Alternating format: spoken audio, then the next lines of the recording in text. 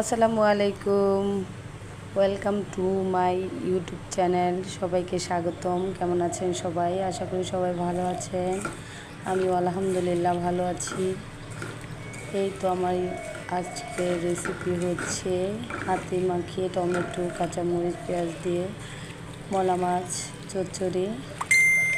কেমন হয়েছে সবাই জানাবেন। একটি করে লাইক, শেয়ার, কমেন্ট করে যাবেন। আর প্রতিদিন নতুন নতুন ভিডিও দেখার জন্য সাবস্ক্রাইব করবেন আমাকে। ইনশাল্লাহ আরও ভালো মানের ভিডিও আপনাদেরকে দিব। ওকে, আল্লাহ হাফিজ, বাই বাই।